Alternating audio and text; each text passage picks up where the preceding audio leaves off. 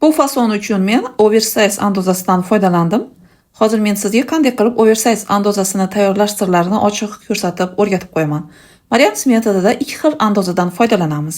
Ya'ni u asos andoza va undan tayyor bo'lgan razrabotka qilingan andozalar. Biz bu yerda aynan asos andozani o'zidan foydalanamiz. Qanday farqlanadi desanglar, asos andozani bizda birinchi razmerlarimizni o'lchab, tayyorlab olgan bo'lamiz. U yerda hali proymalari, yelkalari, ya'ni bellari chiqarilmagan holatda bo'ladi. Biz shunday holatda oldin asos andozani tayyorlaymiz.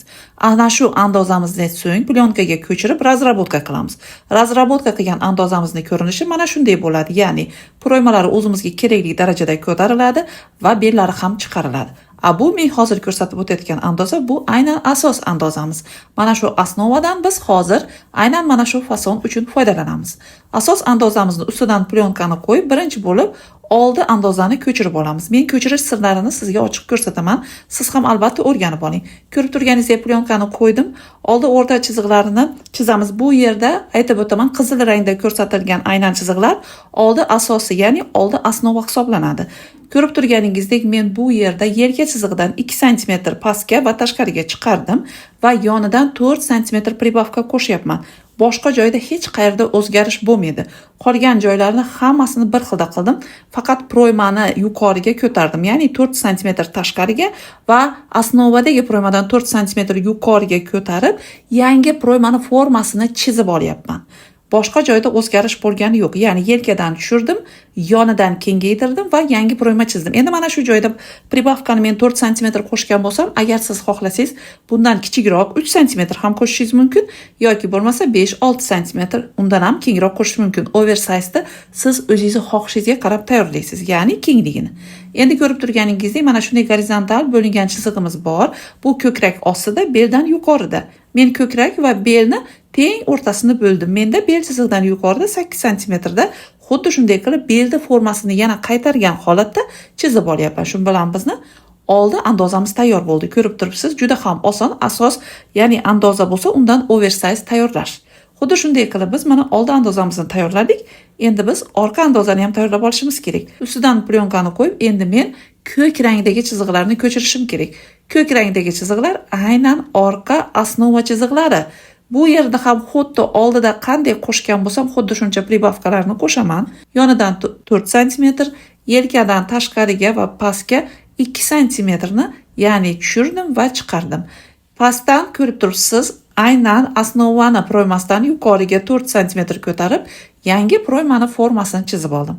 Mana shu bilan menda tayyor bo'ldi andozam. Bu yerda ham orqa beldan 8 sm ni yuqoriga ko'tarib gorizontal chiziqni chizyapman. Aynan mana shu joyda bizni zborkali pastki ko'ylakni pastini ulashimiz kerak bo'ladi.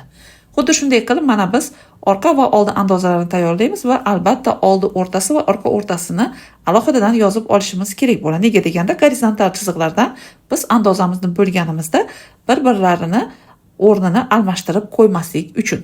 Mana shunday bo'lib, sizda ham andozlar tayyor bo'lishi kerak. Bel chiziqlarini ko'rib turibsiz, bitta liniyada turibdi, gorizontal va pastda ham hamma balandliklar bir xil. Oldi ochilishga men tugma qadaladigan qilishim uchun 2 sm qo'shyapman. Agar siz tugma qadalishini xohlamasangiz, bu zaxotni qo'shilishi shart emas. Oldi ochilishni men 1 sm ga chizdirdim va pastga 9 sm qilib yoylashtirib, yangi bo'yin o'yindig'ini chizdim. Buni ham o'zingiz ixtiyoriy, xohlasangiz bundan-da pastroq yoki yuqoriroq tayyorlashingiz ham mumkin. Endi gorizontal chiziqlarni bo'lib olyapman va pastdagi bo'laklarimizni vertikal bir nechta bo'lakka bo'lyapman. Albatta buni biz zborka holatga keltirib, yo'llarini trapesiya shakliga keltirishimiz uchun juda ham katta yordam beradi. Va albatta raqamlab olishni unutmang. Oldida ham, orqada ham iloji boricha xuddi shunday maydaroq qilib bo'lishga harakat qiling. Menda 7 ta bo'lakdan bo'lindi va albatta raqamlab olishingiz kerak bo'ladi. Shu bilan biz pastki qismlarni ham andozamizni tayyorlab oldik. Endi yelkalarni bir-birlariga qo'yib, orqa bo'yin o'yindig'ini ham xuddi oldida qanday chizilgan bo'lsa, ana shuni orqaga ham davom ettirib chizib olyapman. Shu bilan bizni orqa bo'yin o'yindig'imiz ham tayyor bo'ldi. Bu andozada eng yana bir nozik nuqtasi bor, bu yeng andozasini tayyorlash. Bu yerda yeng andozalar juda ham noodatiy tarzda tayyorlanadi. Albatta bir qaraganda qo'shilgan yeng andozasi, ya'ni tochno yengda deb o'ylashingiz mumkin.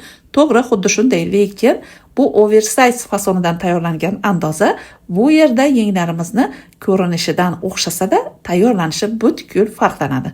Bu video darslikni yana ham batafsil ikkinchi mini kursimizdan va andozalar sxemasini 42-razmerdan 52-razmergacha to'g'ri keladigan tayyor andoza sxemalarini 12-mini kursdan olishingiz mumkin. Albatta siz ham agar bu video darslikni to'liq o'rganib, xohlagan razmerlarga tayyorlashni xohlasangiz, izohlarda plus qoldiring. Bu imkoniyatdan siz ham albatta foydalanib qoling.